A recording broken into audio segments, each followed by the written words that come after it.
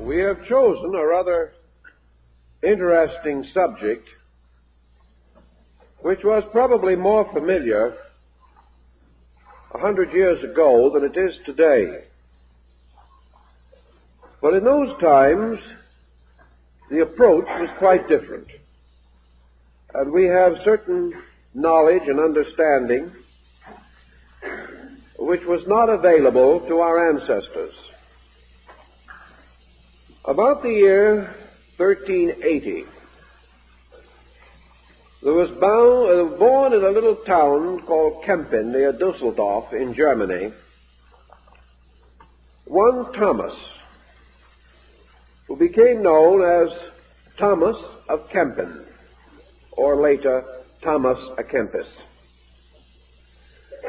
Fortunately, we have some biographical information about Thomas. And we know that for his time he enjoyed extraordinary longevity. He died in 1471 at the age of 91 years. And to make that in the 15th century was rather good, especially without benefit of vitamins and other helpful elements. One of the reasons possibly why Thomas à Kempis lived so long was that he lived so quietly. Of his 91 years, he spent over 70 in a cloister. As a result, he is often described as one of the most unworldly of mortals. He had almost no contact with the ordinary, everyday life of working, struggling, striving persons. However, in his day, the German monastic system was still rather sketchy. And the little monastery of St. Agnes, of the order of St. Augustine, was one of the poor monasteries. It was up to the brethren of this group to find their own way in life and to find such means as they could to survive and preserve their institution. This they accomplished by gaining wide recognition as copyists of manuscripts. They copied all kinds of documents and papers for illiterate princes, rulers. Kempis himself actually made one complete copy or transcription of the entire Bible. These brothers, therefore, by supplying books, psalmisters, antiphonals, and other necessary parts of the religious life of the times, managed to maintain their way of life. Of these copyists, Thomas à Kempis was one of the best. He worked with the quiet, careful way of the detached religious person of his time. In many instances, he signed his copies as copyist. He certainly made no effort or had no intention of claiming any particular credit other than the fact that he made these copies. During this long life also, he wrote a number of books. Most of these books were as unworldly as his own career. And the majority of his little tracts and productions were in the strange, cramped style of a copyist. He wrote brief essays on the conduct of monks, on the regulation of a monastery, and on such subjects as keeping its gardens in order and the buildings in repair. He was advanced to prior at one time, but found this too much of a strain and responsibility, so he resigned and continued in a comparatively insignificant office throughout his life.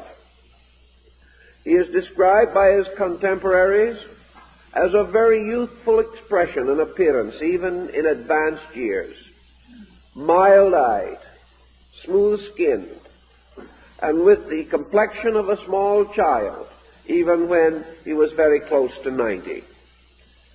We do not know too many details about him. He was a fair scholar, and for his time had to be comparatively literate in order to take care of the copies of the works that came to the monastery. He also began the accumulation of a small library within the monastic structure. He did nothing of an outstanding or extraordinary nature as far as his conduct was concerned. Sometime about 1430 or 40, a little work came into circulation called the Imitation of Christ. This little book, of very obscure origin, has the distinction of having been translated into more languages and have passed through more editions than any other book in the world, with the exception of the Bible. Now, the comparatively small number of persons who know this work today would make it seem impossible that such could have been the case. But second only to the Bible, the Imitation of Christ has been the bestseller of all time. The earliest copies of the work carried no author's name. They were published or issued anonymously and were so copied. And out of this peculiar conflict of circumstances has arisen a literary controversy, a controversy that is far older and has been fought far more enthusiastically or bitterly than the controversy over the authorship of the Shakespearean plays. Ever since the 15th century, efforts have been made to discover who wrote the Imitation of Christ. Early evidence seems to point very strongly toward Thomas à Kempis. And in the course of time, for the average person and the public in general, the controversy died out.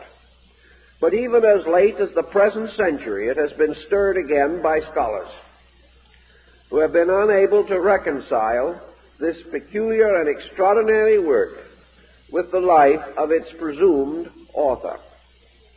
In the course of trying to solve the work, many early manuscripts were consulted, and the authorship problem was not only complicated but confused to chaos by the result. At the present time, there are 15th century or early 16th century manuscripts or early printed editions of the Imitation of Christ, with over 14 different authors given on the title pages.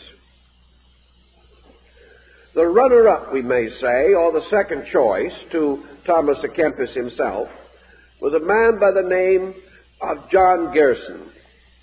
Now, John Gerson has been a wonderful subject for study. He has been examined in every way possible, and he has never even been discovered.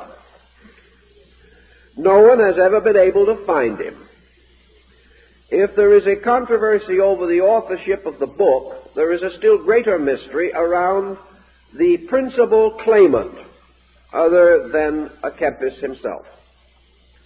It is now suspected that this man Gerson was invented, that he never existed at all, but that his name was composed out of abbreviations and notes upon some of the early manuscripts. We do know, however, that even now the authorship of this work is not conclusively assigned to Thomas à Kempis. Therefore, he is the popular candidate at the moment.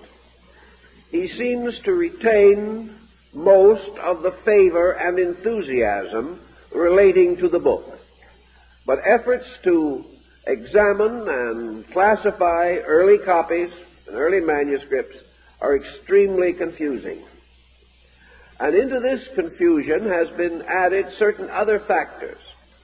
Various early religious groups had a great desire to claim this work for themselves. In order to do so, they tried to manufacture authors from their own particular orders, particularly the Benedictines and the Franciscans. So within the cloister itself, quite a tempest arose. It has generally cleared for our thinking now, but the fact remains that the book is totally different from anything known to have been done by Thomas à Kempis. And there is much possibility that he was not the true author. If he was not, it is also possible that the work arose among the remnants of the old Gnostic and heretical sects in Europe, and may even have been spurred into existence by those metaphysical or mystical secret societies who are known to have been just beneath the surface of medieval culture. If we wonder this question, we can also point out some parallels in passing. The famous Shakespearean parallel we do not hardly need to mention. But there is a grave question as to whether More wrote his Utopia, because it is totally different from the man himself. He was a highly progressive, socialistic type of publication, coming from one of the most reactionary men of his time, a man whose personal cruelty is almost beyond description. And yet here is a great idealistic book. Another example is the Robinson Crusoe of Defoe. He is supposed to have written the story in 3 days. There is grave doubt. So with all these works, there can be other possible authors. And nearly all of these controversial books are key books in some part of man's struggle for ethical culture and survival. It is therefore quite possible that they were produced by unknown persons for purposes now obvious, but at the same time, in their own day, it seemed useful for them to remain concealed. Although the term or the title of the book, The Imitation of Christ, is really an excellent title considering the treatment, it is one of the most misleading titles that perhaps could have been given as far as the public mind of today is concerned. We always think of imitation as copying, and when we find a book with such a title, we may be inclined to assume that the author attempted to write a fifth gospel, or attempted to imitate the style and writing of Scripture. This is not the intent at all, and has no part in the procedure.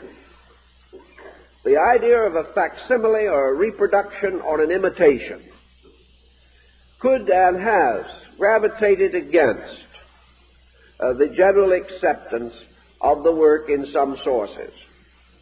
Therefore, it is essential for us to create a certain background and then to examine the book as to its own content. Also, we must bear in mind that back in the 14th and early 15th century, there was a tremendous upheaval within the religious life of Christianity. This upheaval was to affect the entire future of the church. And through the church and the later Protestant Reformation, it was to affect all peoples who hold nominal Christian affiliations or who are brought up in a nominal Christian atmosphere. So much of Western civilization is keyed to this, that we cannot fail to realize that it has affected and influenced practically every development we have had and every step in the unfoldment of Western history. During the time of Thomas à Kempis, the term imitation of Christ meant only one thing: the personal imitation of the life of Christ. That each individual was to seek his salvation by imitating the conduct of the Master. This is the word, the use and meaning of imitation in this particular usage. There were two very important schools that were struggling for domination in European thinking. One of these schools had to do with a voluntary submission to the historical Jesus as set forth in the Gospels, and the imitation of his historical conduct as the basis of spiritual security. If, therefore, we analyze this, we see, for example, the reason why medieval and even earlier groups of Christendom chose the life of solitude, of chastity, of renunciation, of impoverishment, as being the proper way to imitate the teachings and example of the Master. This imitation was to these people the key to a spiritual virtue. They moved upon the hypothesis that in order to understand any subject or matter, we must gain a likeness with it. If we are to understand persons, we must know their experiences through experiencing these things ourselves. This attitude still holds among your penitentiary communities of New Mexico, where the literal imitation of the life of the Messiah constitutes their annual Passion Play. It was this belief that only through likeness could we come to an inner understanding of the meaning of the ministry. Thus, the various orders of renunciation and repentance. Thus, the various restrictions which have ever been placed upon the Christian life. Restrictions regarding pleasures, luxuries, and things of that nature, which were regarded as ungodly. The second school that was also coming into prominence did not outwardly reject the idea of imitation, but changed the concept of it. And it was this change of concept that we begin to find in writings such as those of Thomas of Kempis, or Thomas à Kempis. There gradually arose among the medieval Christian mystics the conviction which had already found rooting in the Near East, namely that the true purpose of the faith was to cause the individual to discover a divine mystery within his own nature. That it was not through eye service or physical obedience utterly and completely to a literal historical record, but through a searching within the self for an inspiration arising within the self, and associating this interior inspiration with the Christian mystery. Here then the old division that began in the separate viewpoints of Peter and Paul is restated. We have the difference, for instance, between what has been termed religious and political ecclesiasticism. The Augustinian group following the work of their founder and his great book, The City of God, actually affirmed the political significance of Christianity. They affirmed that it was the duty of the Christian religion to gradually become the sole proprietor of the conduct of men and to create a spiritual commonwealth on earth. That one by one, all peoples and all nations would come under the rule of Christ. And that in this rulership would be built a utopian civilization. A civilization ruled over by a hierarchy or group representing the Christian faith on earth. This concept went in one direction and went strongly in that way, binding the church into a powerful institution demanding temporal recognition. The other group, equally sincere in its dedications, did not believe this, but held that the kingdom of God is not of this world. They held, therefore, that the journey to salvation is and must always be an individual seeking after reality. That it could not be done politically, but it had to be the result of the individual making his spiritual life important in himself and moving gradually from involvement in material concerns to total absorption in the mystery of spiritual life. This broke the church wide open during the 14th and 15th centuries and ended what has been called the universal church. For from the time of this great break between these two viewpoints, there has never been a healing of the wound. And religion in the Western world has always been divided on these two principles. And this division still affects us in our daily thinking, where we are still concerned with religion in politics, religion in education, as distinguished between religion as private belief and private conduct. This occurs and reoccurs even in our day, indicating that for 500 years this peculiar division has existed within the structure of our religion. Now, with this background, we can begin to approach the ideas and ideals of a Kempis. And we search with him through the very beautiful but austere and severe concepts, no longer thinking of them simply in his terms, because his experience was very different from ours. It is recorded in the old monastery where he lived that he was a man of visions, of strange, mysterious pressures within his own consciousness. Such pressures would not be unreasonable in the case of a person so isolated from the common everyday problems of living.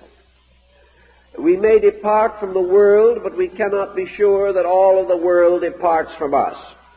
And there is usually some measure of conflict in the heart and life of the recluse and the hermit. Even so, we perceive in him some of the values that are important in the modern psychological study of mysticism. And regardless as to whether or not he was the author, the work itself is laden with these values and will require a certain amount of thought toward the end of what can this mean to us and how may it have an effect upon our own daily search for truth.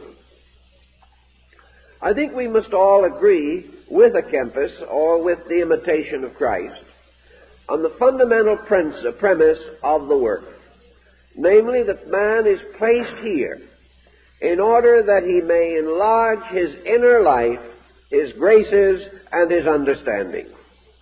This seems to be a fairly reasonable statement. It is supportable by everything that we know. For we realize that man is endowed with faculties and propensities beyond those necessary for his physical survival. If man had been intended merely to reproduce his kind and to perpetuate a species of animal upon the earth, then the various faculties, intuitions, inspirations, ideals which he possesses would not have been necessary. In fact, they would have been a further burden upon him. For to burden a being with useless or meaningless attributes is merely to complicate its existence. We are therefore moved to affirm with the mystic theologians of the Middle Ages that man has been given certain abilities, certain instruments of procedure, certain memory, intuition, inspirational factors, visionary extensions of perception, by means of which he stands unique among creations, namely, that he alone, apparently, can dream of a better state for himself and his kind. If this be true, and there is every evidence that it is in every generation, exemplified by the nobility of the great idealists that have ornamented the story of mankind, then the cultivation of these graces, these values, and these powers should certainly be regarded as the legitimate purpose of man. Or, if we wish to be more conservative, we can say a legitimate purpose for man. Some may not feel or assume that they wish to undertake so arduous a program, but that they are capable of such a program and have the basic instruments necessary for it. These cannot be denied. Consequently, motivation becomes a very important factor. And the development of man as a spiritual being, or as a being of ideals and principles, is entrusted, or has been entrusted for a long time, to religion and religious philosophies. There is a very slight differentiation in many instances between theology and philosophy. Particularly this was true in the pre-Christian world, where these elements mingled almost completely. More recently, however, religion has gained ascendancy in certain aspects. Religion being the basis of an enthusiasm or a motivation to make use of these potentials not commonly employed. So Thomas seeks to find out what it is that causes some men to gain a great conviction and others to be deficient in conviction. Why do some persons dedicate their lives to purposes beyond personal profit, gain, or even survival, whereas others are not called to any such dedication, but continue to drift along in the familiar courses of, we'll say, lukewarmness as to all dynamics? They just do not take part in any special emphasis upon value in any of its forms or kinds. The seeming answer to this is that those who have found a way of life, who have been impelled into a dedication, when asked about it, are not able to explain the circumstance themselves. And this has been a very important element. Most people can tell you why they do not believe. Very few people can tell you why they do. They can give you words, but these words, when stripped of non-essentials, are reduced to a mere phrase or sentence. The individual follows certain impulses within his own nature. He becomes a certain kind of person because he feels like becoming that kind of person. And his feelings are ripened by his experience. But his experience in turn is meaningless unless this experience finds a sympathy within himself. We experience every day interesting and important occurrences, situations. We make discoveries, become informed in matters. And yet, unless these experiences fit into the over pattern of our general conviction, we ignore them, or discard them, or misapply them. Thus, experience can help us to intensify a mood or a decision or a determination. But experience is not usually the basis of this mood or determination. This mood or determination arises in the inner capacity of man and indicates clearly those values and faculties by which he is superior to other creations that we can commonly contact in life. Having thus come to the conclusion that man's spiritual aspiration is essentially the result of an inward movement rather than of an exterior movement, we can say that the man of character is the man moved from within, and the man without character is the man who is moved by everything else except the within. Also, we can say that a person moved from within is moved by a unified force, whereas the person who is moved from the outside is and must be in a state of continual adjustment with conflicting and even contradictory movements, pressures, and incentives. Thomas à Kempis holds, therefore, that man's desire to grow, to be more than he is, arises not primarily from his intellect, but more directly from his emotions, and also that it is an internal decision to which some arrive at birth, others attain later in years. But the moment of this decision cannot be predicted. It may arise from what appear to be outside circumstances. But if it does, these circumstances cause this chemistry or alchemy by their relation to interior values. Thus, 10 persons placed in the same circumstances will not come to the same conclusions or assume the same responsibilities, because inwardly they are different persons reacting differently to stimuli. On the grounds that the early Christian mystics, that there was a spiritual core or life center in man, they regarded this as the proper explanation for the higher incentives of the individual. That these incentives arose from pure value within himself. And this pure value was the pressure or motion of the divine power in him.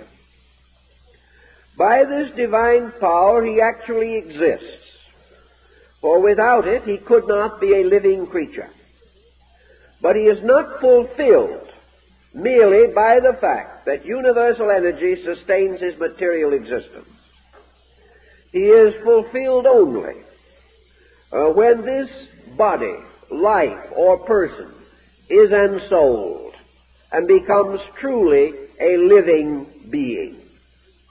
Living in the sense of directive, of self-moving, of a being with determination, and this determination essentially dedicated. If this, then, is the idea of the ensouled man, we can come to a definition that is a little different from psychology, but not so different in its principle. Namely, that to be ensouled, an individual has to acknowledge the allegiance of good within himself.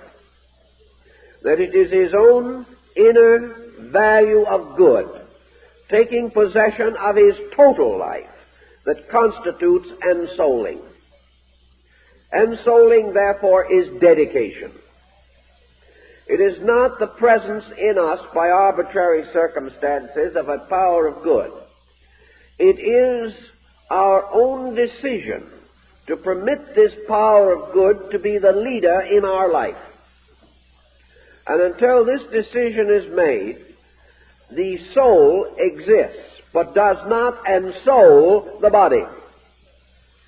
A person, therefore, who is outwardly dedicated is a person whose outward nature is ensouled by his inner life. This ensouling is in the form of a mystical sacrament. It is a sacrament which is in itself difficult to explain, for the hour no man knoweth.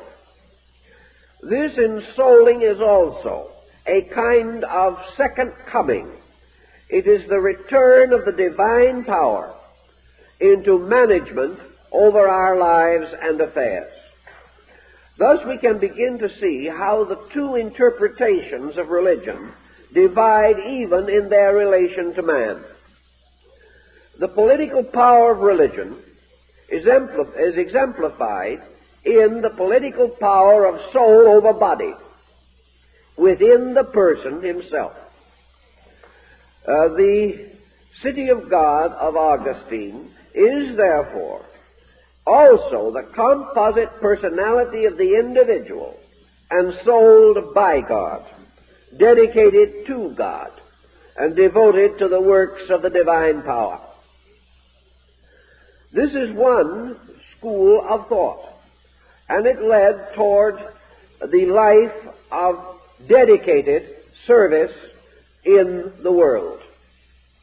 The individual, so ensouled, so convinced that the Spirit moved his body, then made use of the aptitudes, attributes, abilities, powers, and propensities which he possessed in order to advance the authority of the soul in the world around him.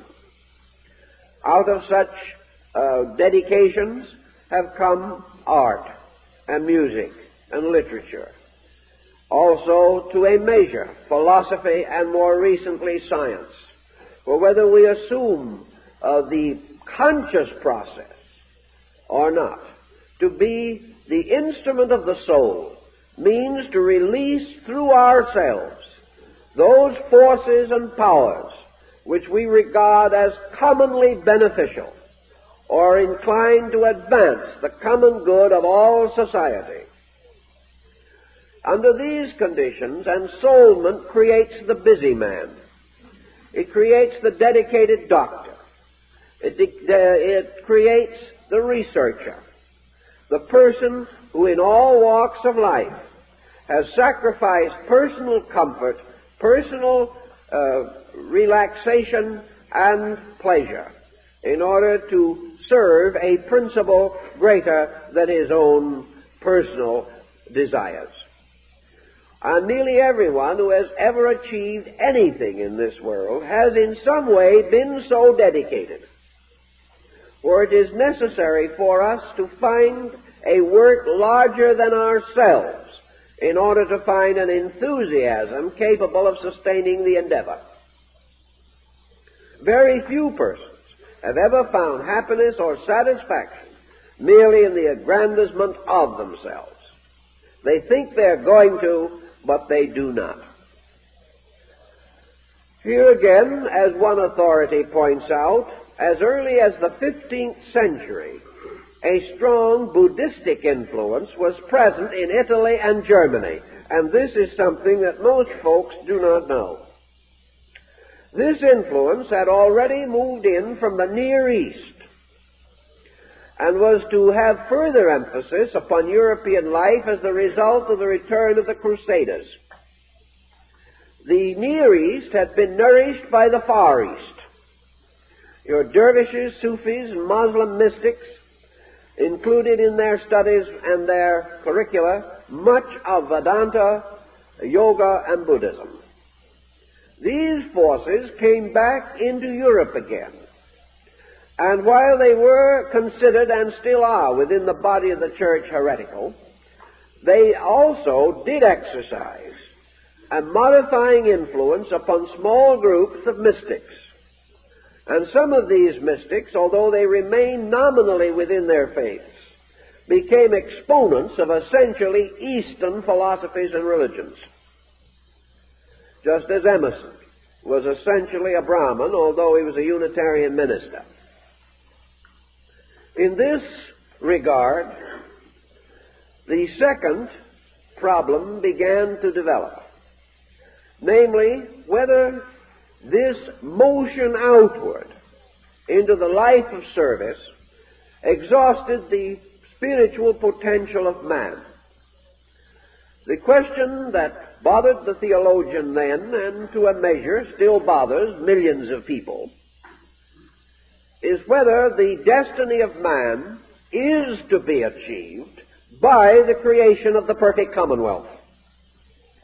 If we were able, as a result of several thousand years of the most dedicated religious effort, to create a comparatively harmonious and happy world, assuming this miracle to be possible, and finally did bind people together into a kind of security in which their physical needs were taken care of, in which all of the various necessary elements of life were either socialized or communized to the degree that we had no longer any poverty, that we overcame artificial class distinctions, that each individual was honest in his weights and measures. Oh, we can go on with this, but it rapidly approaches fantasy, so we'll pause at this time. Assuming these things to be possible, do they constitute the end for which man was fashioned? Is he supposed to live like the continuance into futurity of the familiar fairy tale? Is he to be happy forever and ever? Actually, life itself seems to point against this. It points against it in the numerous problems which exist wherever socialized life is experienced. It seems to point to the same thing in the fact that man himself, by the very limitation of his own lifespan, cannot think in terms of forever and ever. Also, there is something essentially not quite satisfying in this process of forever building for an unknown futurity. Because if this futurity arises in a different kind of world, its problems must be different, and problems differ with every generation. By the time we have solved the problems of one generation, that generation itself is gone. This means that in the early religious thinking, the great question came up again and again. Is the life dedicated to the exterior advancement of society, the life of the true Christian?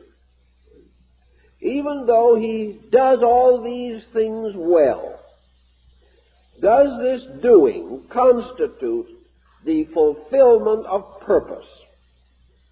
If not, in what way does this fulfillment lie? In what direction?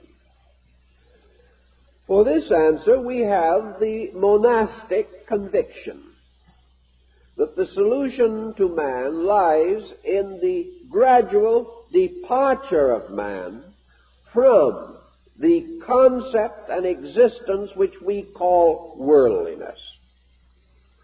In the Middle Ages, there was much more inducement, perhaps, for man to turn his back upon the world than there is now. The world was rather miserable. Individuals had painful and desperate existences. The advantages and luxuries that we know were non-existent. But we are beginning also to become a little doubtful about the values that we have served so long. For we now stand in the presence of a future way of life in which artificial researches and atomics can threaten to devastate our whole world as a result of the ill-laid plans of madmen. Out of this, all of the works of good men perish together. And we are beginning to wonder again whether the dedication of the individual to the continual pressing forward of his social existence is really the answer which he seeks. Whether it can ever lead him to the goal he dreams of. The average person departs from this life with a full realization of his own frustration. And he also departs from it upon the eve of momentous circumstances which are to affect those who come after him. The struggle also to change the world in a proper way has always appeared to be a losing battle. For each one who makes a supreme offering of good, there are hundreds of tyrants who will undermine and destroy the good works of man. To continue forever in this direction seemed oppressive even in the 14th and 15th centuries. Therefore, recourse to theology, which was a little crude but picturesque, to say the least, helped to clear some of this situation. The old scripture readers began in their studies to interpret the early works of Genesis and other sections of the Bible to imply that man is only in this world because he has fallen. That his fall represents a loss of direct contact with spiritual value. The fall is the obscuration of the divine life within man. It is locked within a bodily world. And the theologian said that when man fell from the Garden of Eden, or from a spiritual state, and fell into a mortal state, he fell into the empire of Satan, or as Augustine calls it, the city of Babylon. Consequently, that this mortal life of man is actually in a sphere of activity in which spiritual values can never be completely revealed, and that the reward of the good life is to depart from here. In a time when departure was much simpler than living, this had great validity. Today we are inclined to consider it a disaster, because we find ourselves with more things to live for and greater interests and activities. But it might not be bad for us to pause for a moment to try to evaluate this concept and see whether or not we are completely extroverting a pattern and are therefore coming into some of our troubles because we have not cultivated enough interior life. The interior life, or man moving from the world toward himself, was always symbolized by your monastic retreat. It represented man searching for value, departing from that in which values seemed to be deficient, and approaching that in which values seemed to be greater. Now, Thomas, like most of the peoples of his time in religion, had no clear insight as to how the mere retiring from the world would produce spiritual value. He lived in a time when monastic orders were not all spiritual by a long way, where a great deal of corruption existed within monastic orders, that the mere departure of the individual from his society does not guarantee him spiritual value. On a broader term, as we find by reading carefully the content of the Imitation of Christ, this is applicable to our own personal lives. The individual who turns from materiality to religion may only bring materiality to religion. It does not mean that he necessarily changes. He may accept all kinds of codes and creeds upon his conduct. He may even accept certain rigid disciplines of behavior, limiting or restricting himself in the name of his religion, and still the spirit of the faith may completely elude him. So it was not the mere retiring into a non-materialistic environment. Kempis recognized the tremendous need for something to happen in this process of transference from one way of life to another, by means of which the individual could be repolarized as to his total concept of life. And here we find him drifting a little into your Near Eastern and Far Eastern mysticism.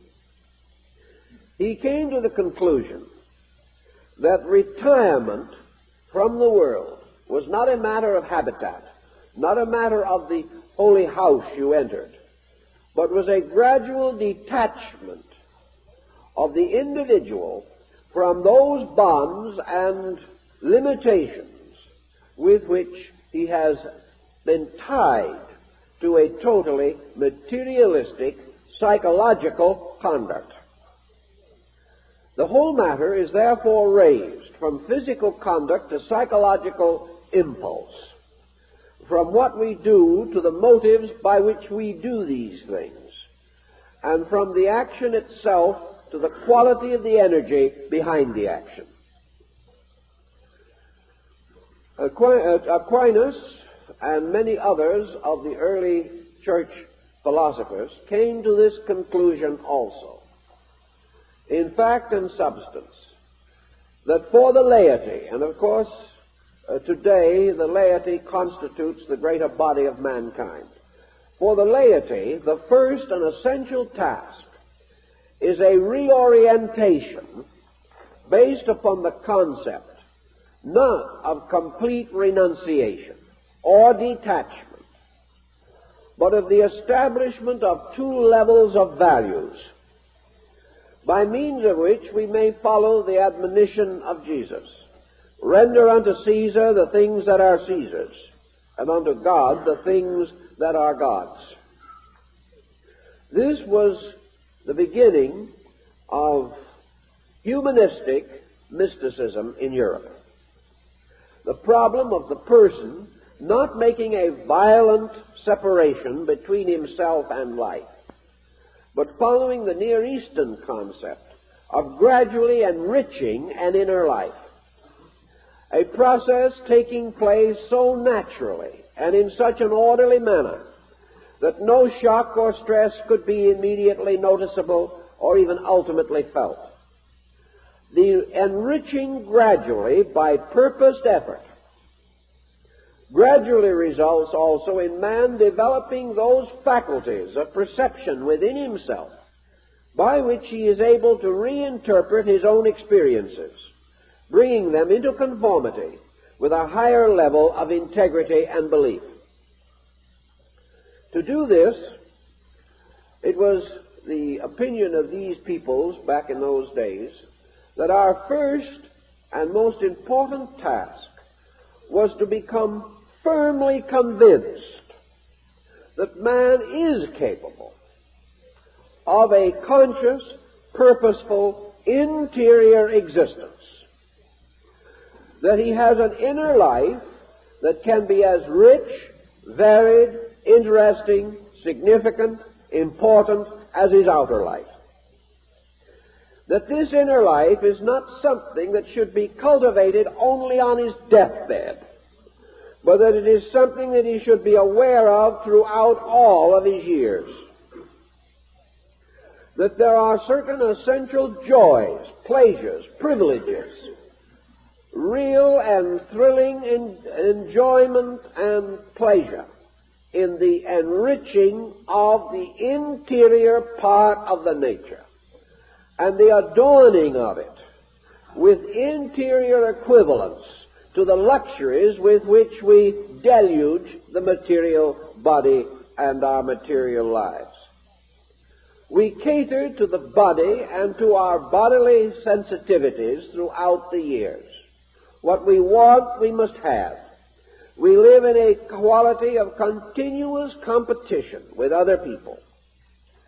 We are posited and polarized firmly in an objective sense, and our subjective life consists almost entirely of interludes of worry, regret, fear, depression, and general melancholy.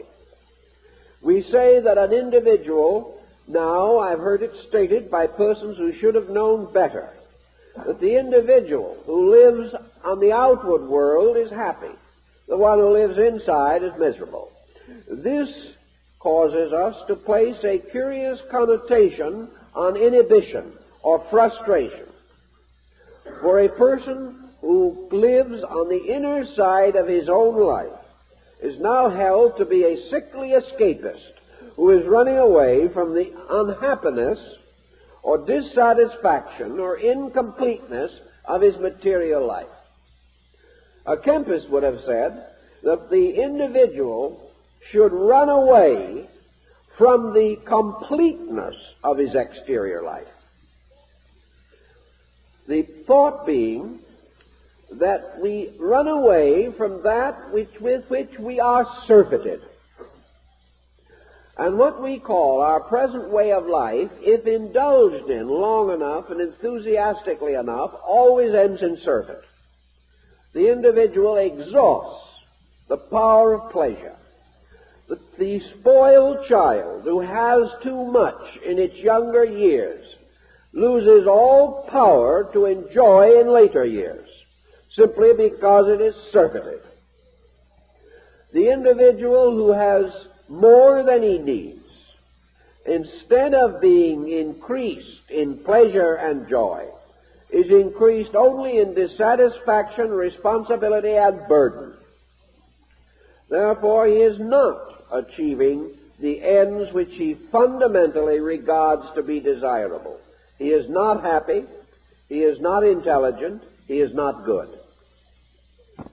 All so-called exterior extroversions and escapes are not solutional in their entirety, because we will always have to escape as long as there is anything to escape from.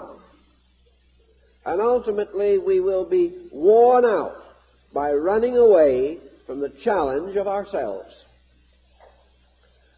To meet a balance in this, the individual should begin to sense values above those completely and obviously physical. He can affirm this by membership in any one of 500 religious groups. But the affirmation in itself means nothing, because these groups are all burdened with individuals who have affirmed and done nothing. It therefore has to follow that this experience is individual, that we can be inspired a little by each other, and we can be impelled to follow experience of persons whom we regard as authoritative or as having demonstrated the success of their conviction. But regardless of by what authority or by what circumstance we recognize the possibility of the inner life, the attainment of it must be an individual action. To the Christian mystic, the search for the Christ experience was the search for the inner life. We find this in Böhme, we find it in Gichtel, and we find it in Claude St. Martin, Baron von Eckartshausen, and many other mystics. Always this search is for the christening power, the principle of the divine being in man. In our day, where we have so much more of physical distraction and attraction than was ever known in earlier times, the hypnosis of our mortal concerns centers very strongly upon us. But as most of the mystics have pointed out, even as late as Havelock Ellis in his Dance of Life, the search for the inner self is timeless. We think of the fact that we must spend so many years learning to play the piano, or learning medicine, or perfecting ourselves in some art or craft. But actually, the motion toward the inner life is measured by its own intense integrities rather than by time. The mystical experience which seems to unfold an eternity within the individual may occur in a matter of seconds. Therefore, we are not in a position to actually demonstrate that we have no time to cultivate an inner life. This cultivation has nothing to do with our physical time allotments and should not be associated intimately with the fact that we have to sit down somewhere and spend hours in contemplation every day. This is not the principle as the earlier mystics saw it. They saw two possible courses for the person seeking first the kingdom of heaven. The first was to transform their material conduct into a series of sacraments, to do exactly what they have always done, to peg their shoes and cut their cloth as they always did, to do the common everyday duties of life, to enjoy themselves, to work and to play and to rest as they have always done, but to attempt to reorient the motivations. Try to give these things that we do a certain value, gradually transforming our entire conduct into a sort of mystical prayer of labor. That we no longer do these things thoughtlessly. We no longer do them for utterly selfish purposes. We seek to refine the motives and principles causing us to act as we do. The individual must work, but his work has new meaning if those he works for occupy a new relation to himself. If instead of drudgery, it becomes privilege, it is the same work taken with a different attitude. So the mystics recommended strongly the individual striving to understand through the things he does and find new attitudes, new reasons for old familiar activities. And by finding these new reasons and these new motives, to discover that in so doing, that he reduces the labor. That the moment he moves into any work from a superior motive, the amount of energy required for the work is reduced. This is very, very important. The individual who grumbles at his work from morning to night and accepts his responsibilities as heavy burdens upon his life and soul, preventing him from doing everything that he wants to do, this individual uses 10 times the energy in the doing of his work as the person would use who, accepting this work as necessary, does it gladsomely because it is of service and value to others and helps him to maintain a true relationship with society. If his motives are constructive, his energy is not exhausted nearly so rapidly. Also, as motives become more valuable in any line of activity, a further discrimination comes in, and the person begins to realize that certain things which he is doing are meaningless, that they have no place in a mature pattern of living, that he performs these things only because he always has, or because he thinks he should, or because it is the easiest way, when under thoughtfulness, the performance itself is no longer significant. And as his thoughtfulness arises from within himself and is not imposed upon him by the dictatorial demands of others, he is not resentful as he would be if the advice was imposed upon him. In the beginning of the mystical concept of living, we have, therefore, this quiet, revitalizing, or ensouling of the life around us. The ensouling of our jobs, our attitudes, our pleasures, our interests. The gradual ensouling of the commonplace. The discovery, therefore, of the God in the sky, the clouds, and the whirlwinds.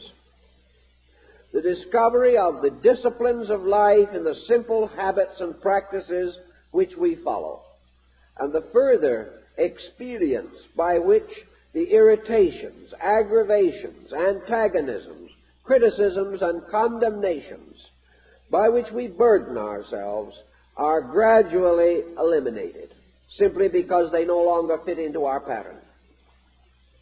If, then, we follow this idea, we see the gradual return of man's center of integration to his own soul level, the level of his conscious being, in which he labors with understanding for ends he understands. And in understanding them, he has removed from them all their bitterness and all of their grief.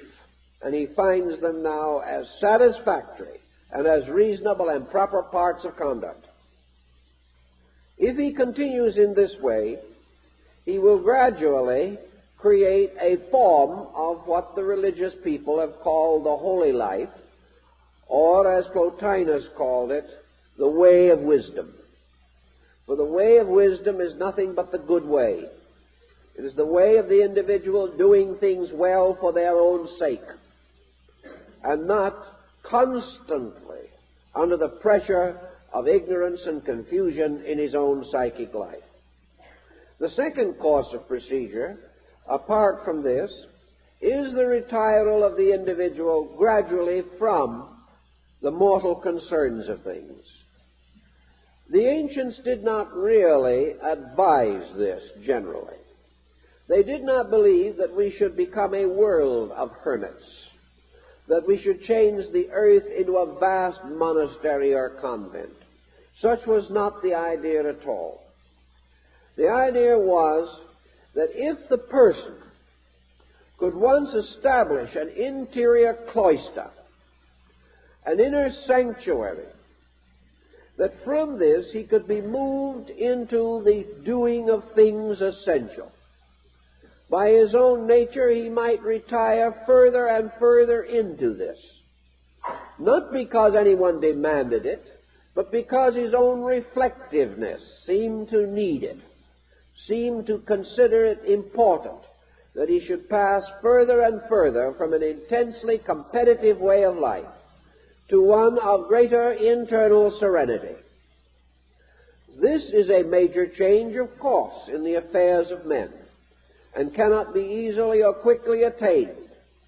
But the mystics were of the opinion that man could cultivate an inner life without leaving the outer world, but that gradually, through the years, the outer world would leave him, and he would find greater satisfaction in the fulfillment of inner purposes and inner attitudes, that he would live no longer under the pressures of the frustration of his worldly ambitions, but would have other ambitions even more important.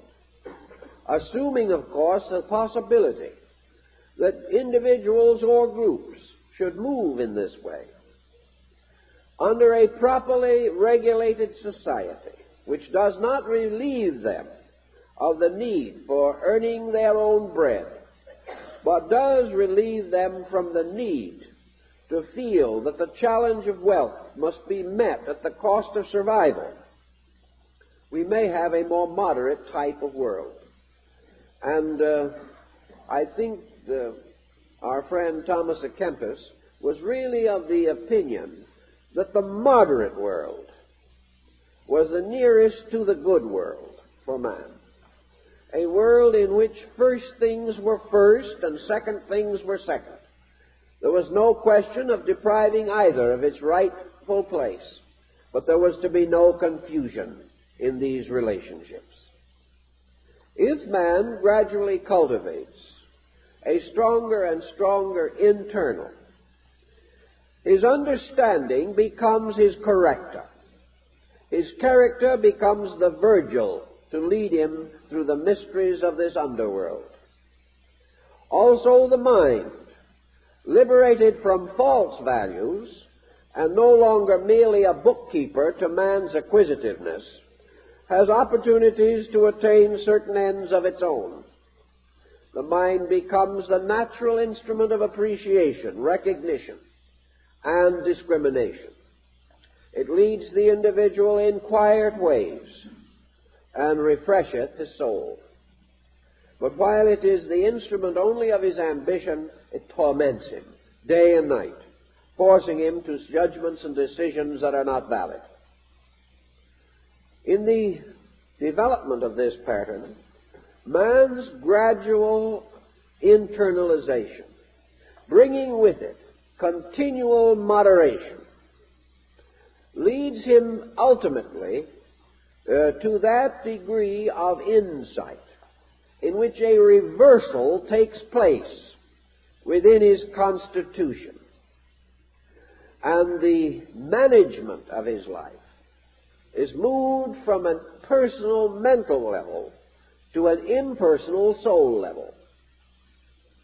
There comes a time when the man of soul takes over and becomes the commander and takes the place of the man of earth, who has been the leader of the person's existence. Today, we are normally led from the outside. We are moved, directed, guided, instructed from the outside. We are pressed to every achievement by the outside. And we have given to the faculties and powers by which we are associated with exteriors the full power to decide our lives. These faculties are not bad. They are simply inadequate. No human being can live well if he does not allow the best part of himself to govern the rest. The best part of man is not his ego with his ambitions and his opinions and his prejudices. The best part of the human being is that which reposes in quietude within him, and which to the religious person is the soul, which is the abode in man of the divine principle.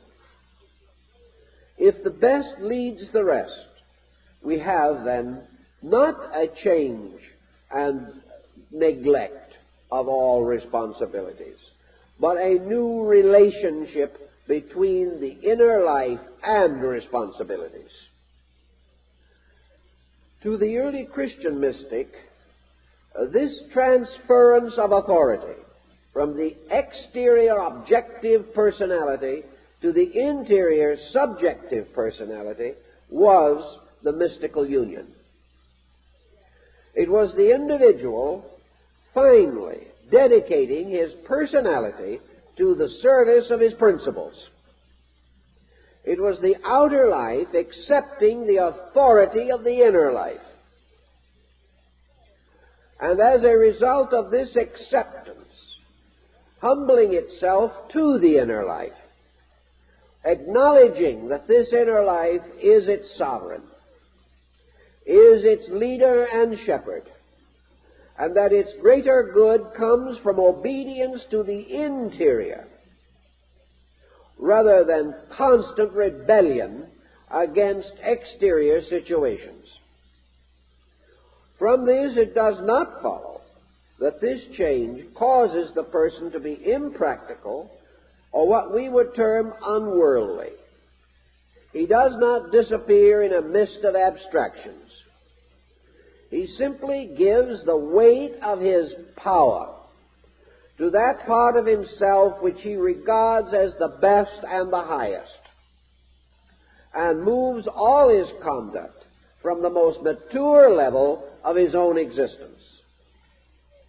He does this through becoming aware that it can be done, and then through the gentle processes of attempting to enrich the levels of his action. Some things are pertaining particularly to the body, and other things are exactly symbolical of the soul. To be, therefore, ensouled, the outer self or the personality must imitate the way of the soul. This is the mystical imitation. How do we objectively imitate the power of the soul? Plato says that the peculiar keynote of the soul is beauty, and that as man exteriorly is sensible to the material things of life, and if we may say that efficiency is the keynote of the body, so we may also say that beauty is the keynote of the soul. The imitation of beauty is the outer life gradually changing its rules and patterns with emphasis upon the beautiful. Beauty on its various levels is differently interpreted, whether it be as order, virtue, or peace, or harmony. All these things are phases or aspects of beauty. To cultivate beauty with a proper appreciation is therefore to cultivate the psychic side of life. We are all, to a degree, sensitive to beauty. We know how we are attempting to make even the simplest utensils of our living more beautiful, colorful, better designed. We are now making pitchers and teapots and stoves more gracious in appearance than ever before, simply because we find people like them. Therefore, beauty is likable. And the individual who has no sense of beauty must cultivate this, because he cannot, without this sense of beauty, be successful in other things. The natural sense of beauty being at least latently present, it can be cultivated by observation and reflection. The individual can enjoy the better things of art and music. And coming through the terrible pressure of our modern civilization is the greatest revival of music the world has had in 1,000 years. And it's not all bad music. We are becoming more and more aware of music in the home. It is a pity that we have lost so much of the impulse and instinct to perform this music. But we are still grateful for it, and are better equipped to bring into our homes the great compositions and the great composers. These trends indicate soul hunger for beauty. This expresses itself in soul hunger for love, for peace, for grace, for friendship, for true regard, and all these things that we sacrifice to the crassness of our mental efficiency. We must come to decision finally, and out of this decision restore the beauty of reason behind everything we do that is practical. For without true beauty, the greatest degree of practicality cannot be attained. The moment of the refinement of these processes, leading in the end to man's sudden experience that he is a living soul, that this living soul is in communion with a continually flowing source of divine inspiration, that as the light of the outer world shines upon his body, so the light of God shines upon his soul. That he has an inward life and an inward light, and that this inward light is the true light that lighteth every man that cometh into the world. And it is the experience of the presence of this light, gained and earned by life according to principle and according to beauty. It is this experience of the inner effulgency of the presence of God, of the immediate mystery of man in the presence of an eternal and immanent divine, that to the ancient mystic was the final culmination of his search for reality. He was then fully convinced that by being like good, by being soul-like, is actually the discipline of imitating the good by intent, by placing the self under the discipline of becoming like soul, and in so doing transforming the soul which was made body back again into the soul which was made soul. In this transference, which has to occur within the life of each person, we attain soul status by performing the works of the soul, by copying as nearly as we can the noblest of the instincts of man. We ennoble our own instincts, become accustomed to good things, and in the end gain moral and spiritual orientation. This is the true meaning of the imitation of Christ, as it is given in this little book. It is the individual becoming soul-like through the practice of the virtues of soul life, and through this becoming similar or imitating. He instinctively grows and becomes capable of being ensouled because he has created in his consciousness a friendship for truth, a love for truth, and an instinctive habit of acting according to truth. When he achieves these ends, he attains unity with truth, and that which he has served so lovingly bursts through his objectivity and becomes the ruler of his inner life.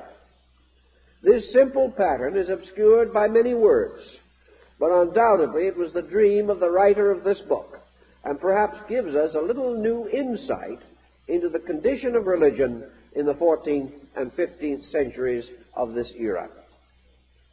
Time's up.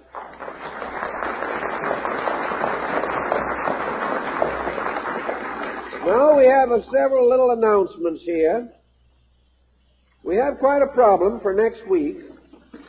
Suppose we sometime do land on Mars and find there that a group is just on its way to leave Mars and come here in order to convert us to the true faith. Well, that might be what the English used to call a sticky wicket. That might be a problem. If we ever find another inhabited planet, will we go there as a teacher or as a student? If we go as a teacher, we'll feel very good about the whole matter. But if we suddenly find we have to go as a student, it's going to be the biggest embarrassment in the last 10 million years. And prior to that time, embarrassments probably didn't count. Consequently, it is the great moment in history. If we find in space someone more intelligent than we are, it is going to overthrow the egoism of ages. And in this moment, there'd better be a basket to catch the scraps, because a world is going to go more neurotic than it ever was before. There's nothing more devastating than a collapsed superiority complex. Well, what are we going to find out there? More seriously, if we are moving into a universe in which there may be millions of orders of intelligent life, What is this going to do to religion? Is it going to do anything? Or is it merely going to give us greater understanding than we ever had before of values we have always held? On our own one little planet, how closely have we intuited the cosmic faith? I think it's making an interesting subject, so we hope you'll come, bring all your friends and those people who maybe are not your friends now, but you can have a nice discussion with them afterwards. This is a wonderful subject for postmortems. I'd like to also call attention to some of our publications. We have our 12 lecture booklets now bound together in one volume, which we think you will be interested in. And one of our colored plates, large colored pictures that has been out of print for some time, our symbolic cross, is now available in full colors again with the division of the spectrum into its 12 parts, indicated on the cross in a rather subtle way, but of some interest, I think, to all persons interested in color therapy, and color philosophy, so that it has a little double meaning in addition to what we feel is a very gracious picture. We're also going to lecture in April in Portland and Seattle. Therefore, if you have friends in those areas, will you please let them know or give us their names and addresses so that we can send them programs. You will find a notice of these lectures on our bulletin board at the front door. We also have a few programs for these northern lectures available, which we can let you have if you wish to mail them yourself. But please do not mail them by trying to use the permit. That is not permissible except in mass mailing. Our book of healing we think will be of interest. Self-Unfoldment is a very good book to think about this morning, and our book, The Mystical Christ. These together will help you to integrate the concept that we tried to present, and we think you will find it worthwhile to give it some serious thought. And thank you very much.